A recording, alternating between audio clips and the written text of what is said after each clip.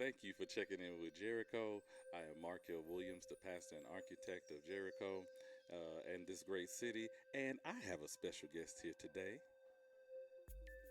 Look at there. We have Pastor C in the building. So good to be in Jericho, no walls. No walls. Yes, we in the city. Huh? In the city. Yeah, so I'm happy to have you here. Let's start off with that.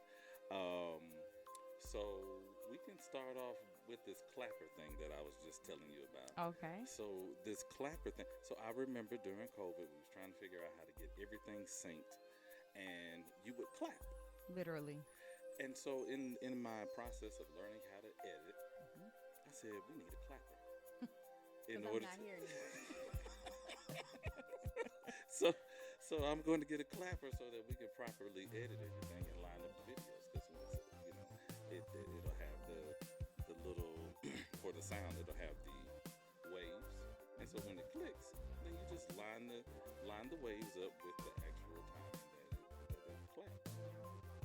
See that? And you thought I was just being extra. I did, but it absolutely makes sense. I might need a clapper. You might need a clapper.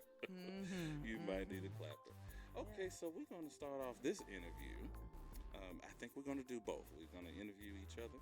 So I'm going to interview you, then you interview me, or however, which one ever comes first. Which one we're going to do first? Let me interview you. You want to interview me? I want to interview you. Well, okay, I'm in the hot seat. I need more information.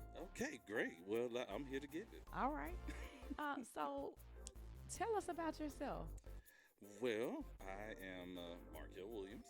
I think we got that out the way earlier. I am the son of a pastor and a district missionary in the Church of God in Christ. Carl Williams and Linda Williams, they are fantastic people. I have a couple of brothers that I was raised with. They're significantly older than me, so I've come under the assumption that I'm the oops baby.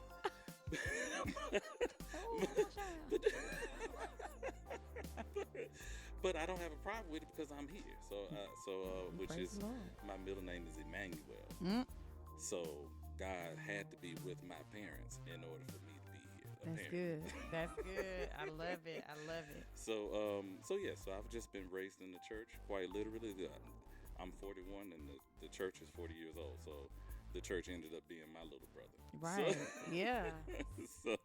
So that's where the just kind of the natural gifts and everything comes from. I was just raised in the church. I played the drums as a young man. I really don't remember not knowing how to play a musical instrument. So raised in the church, and I just have a genuine love for God. God's always been there, and I have a love for the church as well. And the church has loved on you. Yes, the church has. Yeah, I must agree. All right, so with the church loving you, you loving the church, here comes Jericho. What is Jericho? Okay, so Jericho really is the product of COVID and our time together during COVID as well. It taught me that church did not necessarily have to have meets and bounds. It didn't necessarily have to have a stationary location. It taught me that church could be anywhere, and it could definitely be in your home. It could be in your house, and the Spirit of the Lord could be there, right there with you. Because during our time in COVID, it was me, you, Bree, our current catalyst, and then worship leader, and Joseph. And when I tell you, we had church. We had church. Oh my goodness. Just sitting back, just even thinking about it and reminiscing about it, it's just, it was definitely, we definitely enjoyed God, and it was probably one of my best times. Not just as a musician, but one of my best times, just getting to know God, getting to refamiliarize myself, kind of get over some of those church hurts that I had once upon a day, and just have a genuine relationship with God without all the fodder and other things that come along with being a part of a church at times. So Jericho literally does church differently.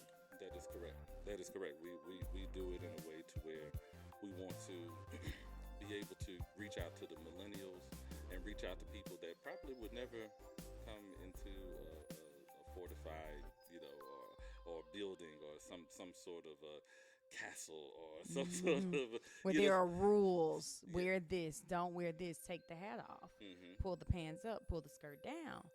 At Jericho, there's no judgment.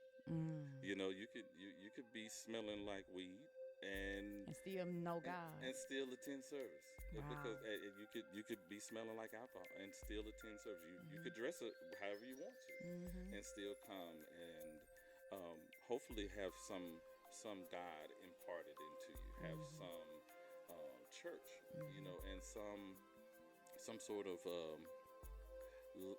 willingness or need or understanding of lifestyle changes and things of that nature that should come more naturally. And my thought was, if we let God do the cleaning, instead of us always saying, oh, like you said, don't do this, they're still adults, and so they had to, just like we had to have our journey to get to know God for ourselves. They're along that journey too. Sure. And we're in a culture where people don't like being judged. It's a whole thing right now. So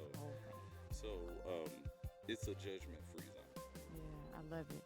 And truly allowing transformation to come from God and not from people who say we know God. Yes. Yeah. So what do you think the purpose then of Jericho is?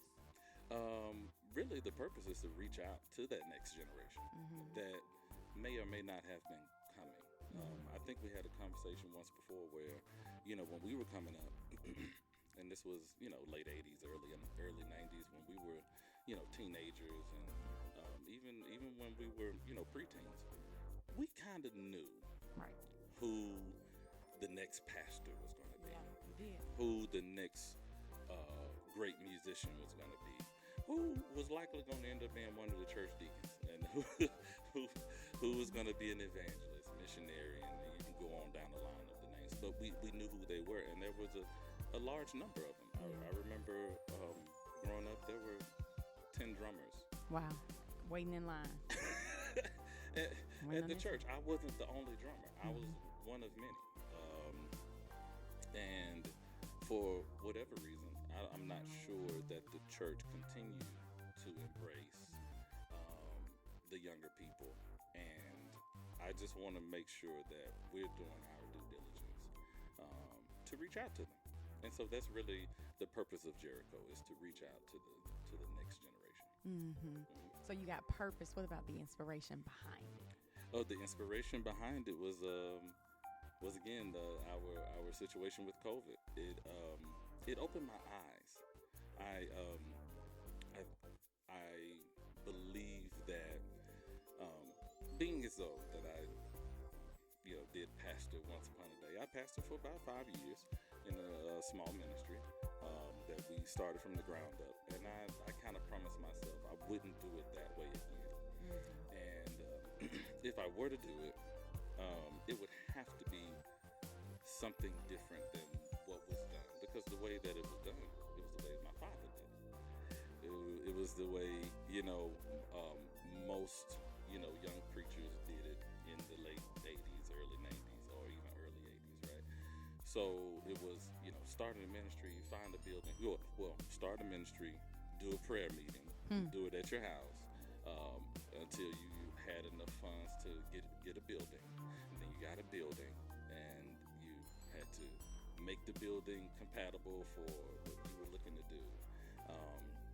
A ton of overhead, and that was back in the day when property wasn't nearly as expensive as it is now. Right. So I just promised myself that I couldn't do it that way again, because it ended up affecting myself, my family. It definitely put a strain on my marriage at the time, put a strain on my finances and my ability to take care of my children.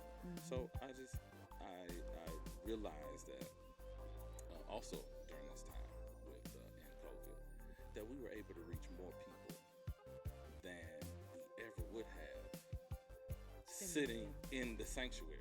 And even though we even had we had the ability to do Facebook Live in the sanctuary, but the sound wasn't great. And We weren't focused on it. It wasn't the priority. It wasn't the priority, and